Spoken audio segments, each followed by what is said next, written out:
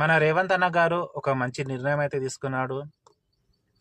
ఏమిటి ఆ నిర్ణయం అంటే, తెలంగాణ రాష్ట్రంలో వైద్య వ్యవస్థ, విద్యా వ్యవస్థ, ప్రజలకు సంబంధించిన సదుపాయాలు సంకనాకి పోయినా పర్లేదు కానీ ఆయనకు కావాల్సిన పనులు మటుకు చేసుకుంటున్నాడు.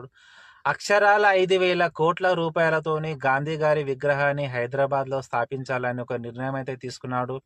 మరి రేవంత్ అన్న గారికి నేను చెప్పేది ఒకటే సూటి అన్న, 5,000 కోట్ల రూపాయలు అవి నీ పైసలు కావన్నా, ప్రజల సొమ్మన్నా, ప్రజల సంపద అన్నా కొద్దిగా ఆలోచించాలి.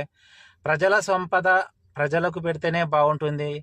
నీ విగ్రహం పెట్టేలా నువ్వు పనులు చేయాలా కానీ నువ్వు చేసే పనుల వల్ల నిన్ను తిట్టుకునేలా మొత్తం నువ్వు చేస్తున్నావన్నా. సో నేను చెప్పేది ఏంటంటే, అక్షరాల 5,000 కోట్ల రూపాయలను పెట్టి గాంధీ గారి విగ్రహాన్ని పెట్టడం వల్ల తెలంగాణకు వచ్చేది ఏమీ లేదు, నష్టం తప్ప.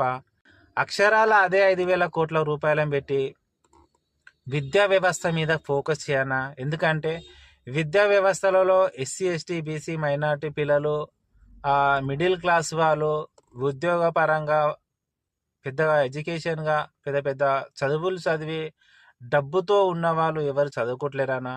గవర్నమెంట్ స్కూళ్ళల్లో మొత్తం మాలాంటి పేద పిల్లలే చదువుతున్నారు. మరి మాలాంటి పేద పిల్లలు భవిష్యత్తులో మంచి అభివృద్ధి చెందాలంటే మంచి విద్య కావాలి. మంచి విద్య కావాలంటే మంచి మంచి టీచర్లు ఉండాలి. మరి ఈరోజు గవర్నమెంట్ వ్యవస్థలో చూసుకున్నట్టయితే అసలు అక్కడ టీచర్లే లేరు. టీచర్లు ఎవరున్నారు? ఇంటర్మీడియట్ ఫెయిల్ అయిన వాళ్ళు, డిగ్రీ డిస్కంటిన్యూ అయిన వాళ్ళు, 10th పాస్ అయిన వాళ్ళు, ఆ ఉన్న టీచర్లు కూడా అంటే మా పిల్లలకు మా వాళ్ళే పోయి చదువు చెప్పే అంత స్థితిలో ఉన్నాం ఇప్పుడు. మా పిల్లలకు మేమే చదువు చెప్తే ఇంకా మా పిల్లలు ఎప్పుడూ భవిష్యత్తులో మంచి స్థాయికి వెళ్తారన్నా కొద్దిగా ఆలోచించానా.